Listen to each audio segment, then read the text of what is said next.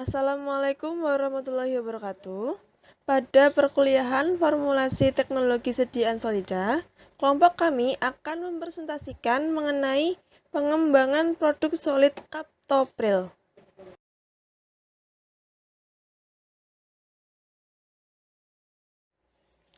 Sebelum kami mempresentasikan mengenai materi, alangkah lebih baiknya saya memperkenalkan anggota kelompok kami.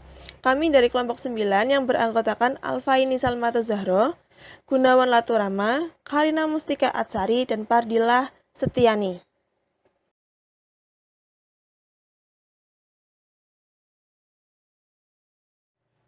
Sediaan lepas lambat. Dalam sediaan lepas lambat, obat akan dilepaskan dari sediaannya dengan kecepatan lambat dan konstan dalam jangka waktu tertentu, sehingga akan sangat menguntungkan untuk tujuan pengobatan tertentu yang memerlukan kadar obat dalam plasma relatif konstan pada jangka waktu yang lama. Pelepasan OD1 yang lambat yang dihasilkan oleh sediaan lepas lambat dicapai dengan memperlambat pelepasan dari bentuk sediaan obat. Pada beberapa kasus, hal ini dapat diperoleh melalui proses pelepasan yang kontinu.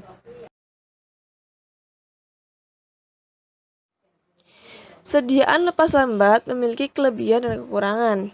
Kelebihannya yang pertama, mengurangi fluktuasi kadar obat dalam darah sehingga efek farmakologisnya lebih stabil.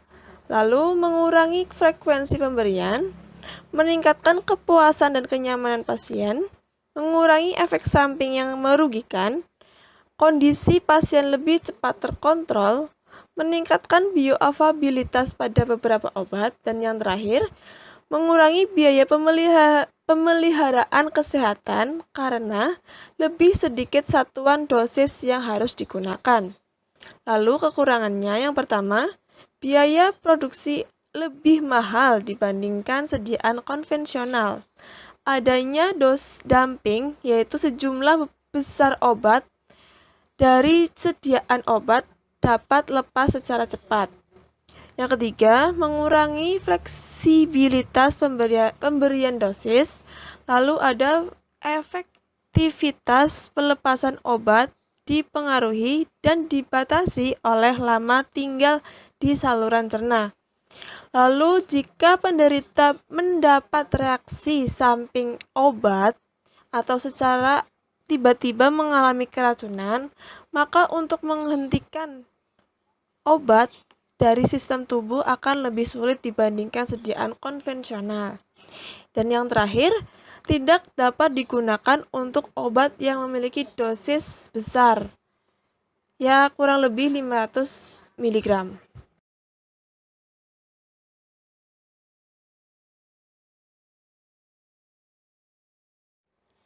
Yang selanjutnya kami akan membahas mengenai preformulasi sediaan kaptopril.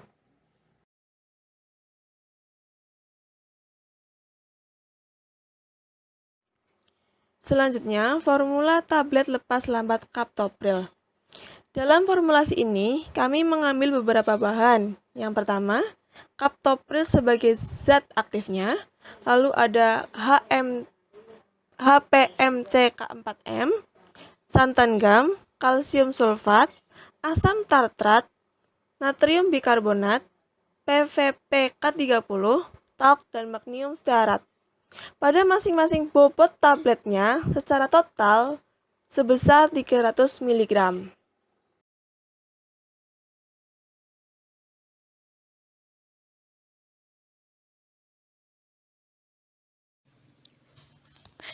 Kaptopril. Nama resmi Captoprylum, nama lain kaptopril, rumus molekul C9H15NO3S, bobot molekul 217,28. Pemerian serbuk hablur putih atau hampir putih, bau khas seperti sulfida, melebur pada suhu 104-110 derajat Celcius. Kelarutan, mudah larut dalam air, dalam etanol, dan dalam kloroform. Penyimpanan, dalam wadah tertutup rapat. Kegunaan antihipertensi.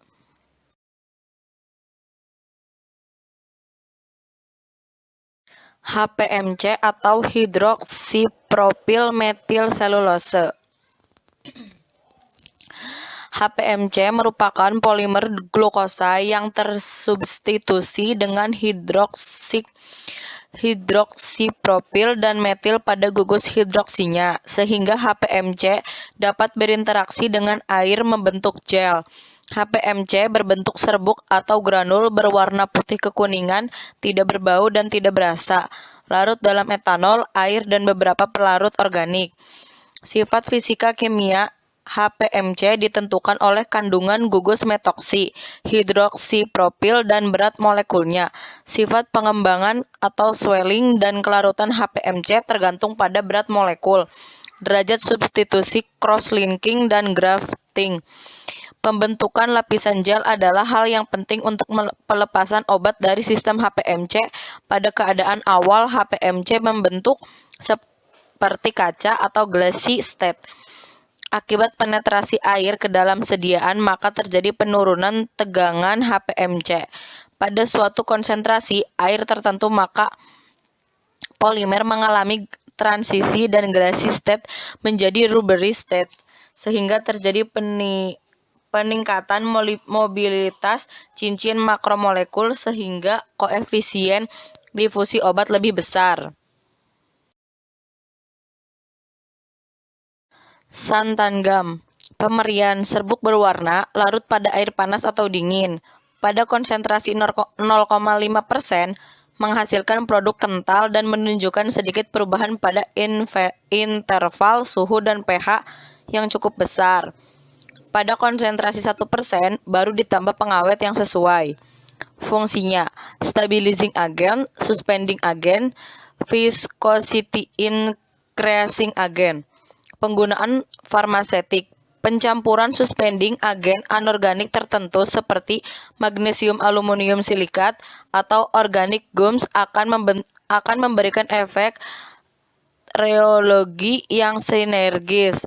Pada umumnya, perbandingan pencampuran antara santan gum dengan magnesium aluminium silikat 1:2 sampai 1:9 memberikan hasil yang maksimal. Efek sinergis yang optimum juga diperoleh melalui perbandingan santan guar gum 3:7 dan 1:9.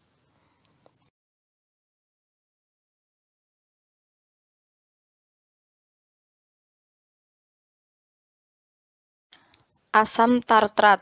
Pemerian zat ini berupa hablur tidak berwarna atau bening atau serbuk. Hablur harus sampai granul. Warna putih, tidak berbau, rasa asam, dan stabil di udara. Kelarutannya sangat mudah larut dalam air dan mudah larut dalam etanol. Dalam formula, zat ini digunakan sebagai sequestering agent atau sebagai bahan sumber asam. Asam tartrat sangat mudah larut dalam air, yaitu larut dalam kurang dari 1 bagian air dan dalam 2,5 bagian alkohol. Asam tartrat juga banyak digunakan dalam pembuatan effervescent. Banyak tersedia di pasaran, lebih mudah larut dalam air daripada asam sitrat, dan juga lebih higroskopis. Merupakan asam kuat seperti asam sitrat, tetapi penggunaannya dalam tablet effervescent lebih banyak daripada asam sitrat.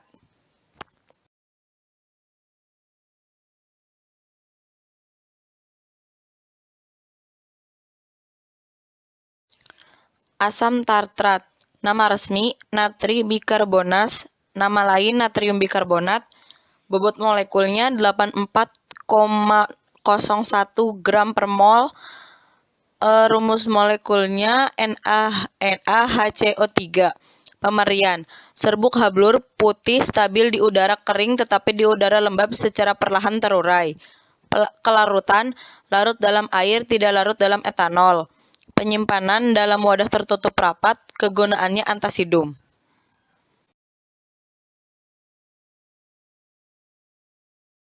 Bahan yang selanjutnya yaitu magnesium stearat, mengandung tidak kurang dari 6,5% dan tidak lebih dari 8,5% MgO dihitung terhadap zat yang telah dikeringkan. Pemberiannya serbuk halus, putih, licin, dan mudah melekat pada kulit, bau lemah khas. Kelarutannya praktis tidak larut dalam air dalam etanol 95%, dan dalam ether.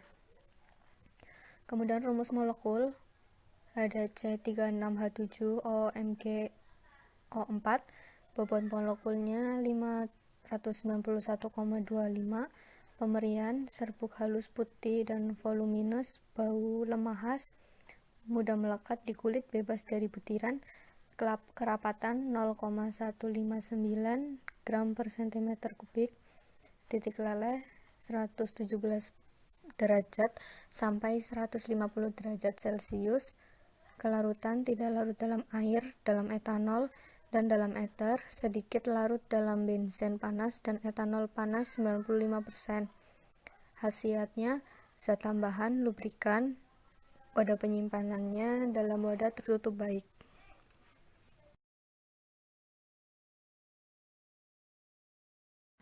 Polyvinylpyrrolidone atau PVP merupakan hasil polimerisasi 1-vinylpyrrolid 2-on dalam bentuk polimer dengan rumus molekul C6H9NO. Bobot molekul berkisar antara 10.000 hingga 700.000. Pemberiannya berbentuk serbuk halus berwarna putih sampai putih kekuning-kuningan, karakteristik tidak berbau atau hampir berbau, higroskopis. Kelarutan, larut dalam asam, kloroform, etanol 95%, keton, metanol, dan air. Polyvinylpyrrolidone tidak larut dalam ether, hidrokarbon, dan minyak mineral. Stabilitas, PVP menjadi lebih gelap dengan pemanasan pada suhu 150 derajat Celcius, tetapi stabil pada pemaparan panas yang singkat pada 110-130 derajat Celcius. PVP dapat disimpan dalam kondisi umum tanpa mengalami dekomposisi atau degradasi. Karena sifatnya yang higroskopis, PVP harus disimpan dalam wadah kedap udara di tempat yang kering dan sejuk. Inkompatibilitas, penggunaan pengawet seperti thimerosal dapat mengakibatkan efek samping karena terbentuk kompleks dengan PVP. Kegunaan, sebagai zat pensuspensi perbandingan di atas 5,0%.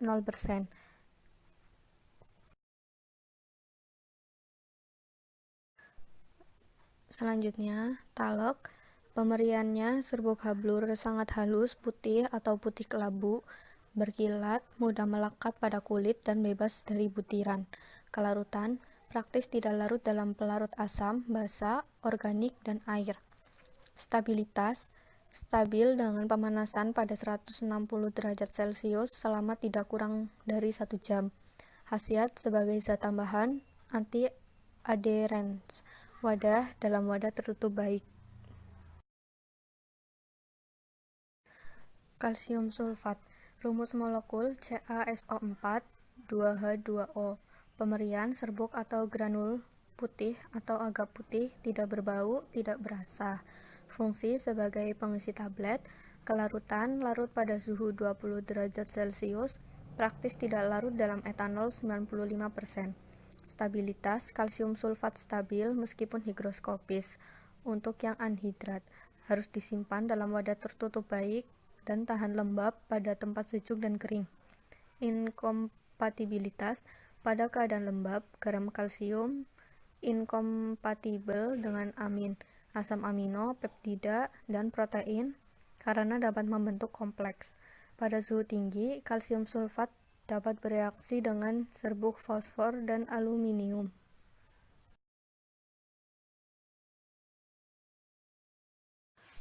Alasan memilih sediaan captopril dan pembuatan formula yaitu captopril merupakan jenis obat yang sering digunakan dalam pengobatan hipertensi. Namun, frekuensi penggunaan dari obat ini memiliki penggunaan berulang kali dalam sehari. Karena itu, captopril perlu diformulasikan dalam bentuk lepas lambat serta dicari formula optimumnya. Menurut hasil penelitian formula optimum, tablet captopril dapat diperoleh dengan kombinasi asam tatrat 4,5% dan kombinasi perbandingan polimer HPMC K4M santan gam 3,75:1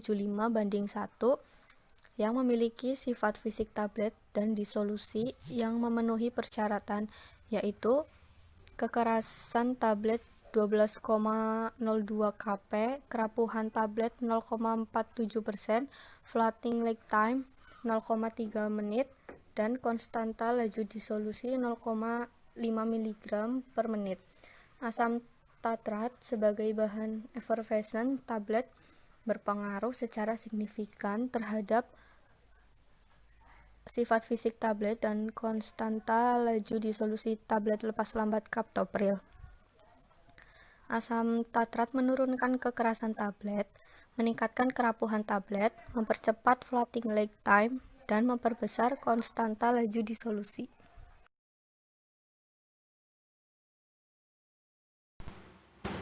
Oke, selanjutnya yang akan kita bahas adalah pengujian yang akan dilakukan.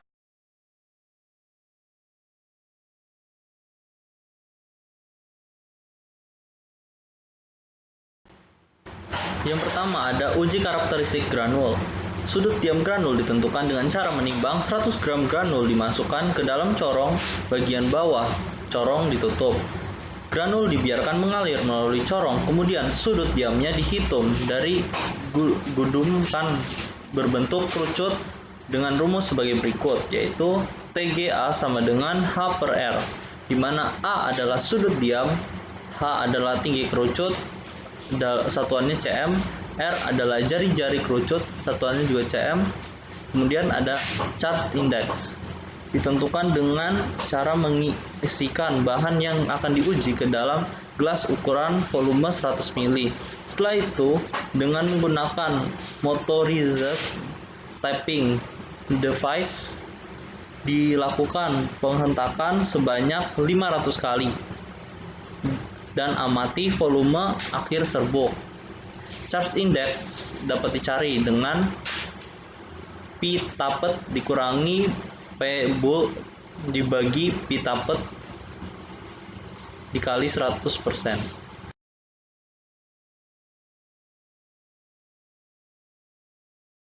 Selanjutnya uji karakteristik tablet.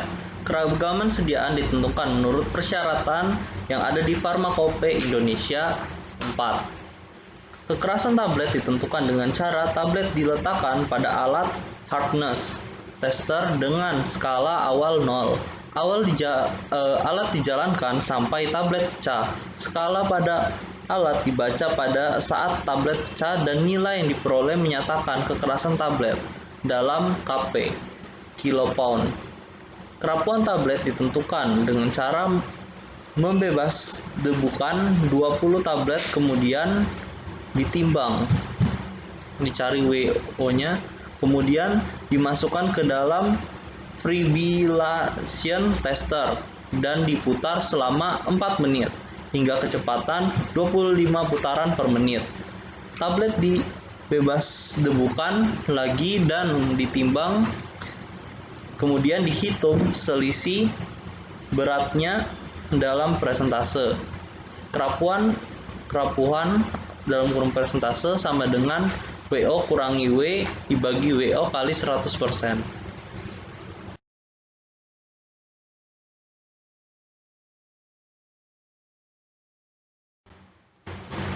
Lanjut, uji penetapan kadar captopril di dalam tablet.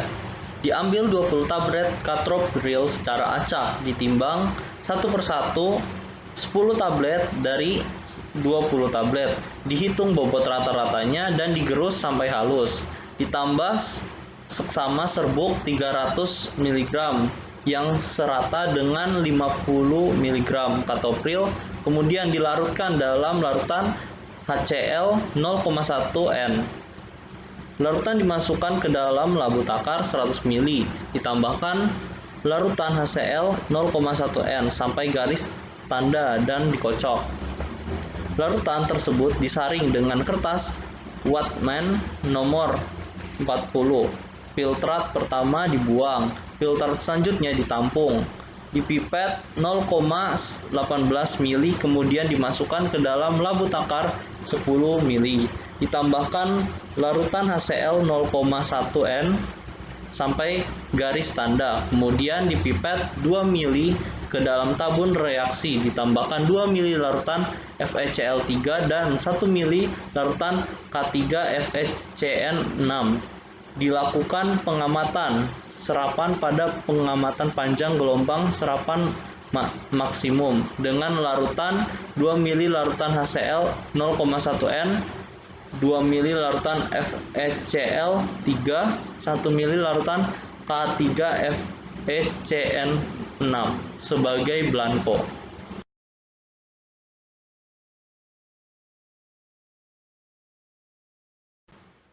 Selanjutnya ada uji floating lab time tablet, di mana dimasukkan ke dalam beker gelas yang berisi larutan HCl 100 ml pH 1. Diamati sifat pengembangan dan pengerapuhan tablet selama lebih dari 2 menit.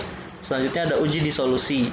Uji pelepasan obat dari matriks dilakukan dengan menggunakan alat disolusi model aparatus 2 USP, yaitu model Pandel.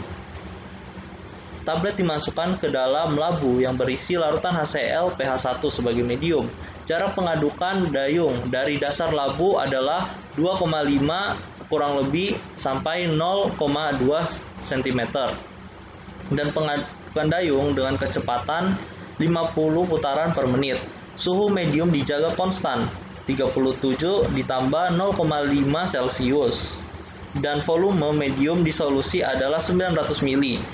Sampel obat yang terlepas di dalam medium diambil pada menit ke 30, 60, 90, 120, 180, 240, 300, dan 360. Setiap pengambilan sampel 5 ml digantikan dengan medium yang baru dengan volume yang sama dengan yang diambil sehingga volume medium selalu konstan. Lokasi pengambilan sampel pada medium adalah pada daerah di tengah antara permukaan medium yang dengan permukaan atas dayung dan jarak tidak kurang dari 1 cm dari dinding labu. Tiap sampel yang diambil dari medium disolusi diperiksa serapannya dengan spektrofotometer UV vis pada panjang gelombang serapan maksimum. Sekian presentasi dari kelompok kami. Saya memohon maaf bila ada kesalahan dalam penyampaian materi ini. Semoga materi yang kami sampaikan dapat bermanfaat bagi kita semua. Terima kasih.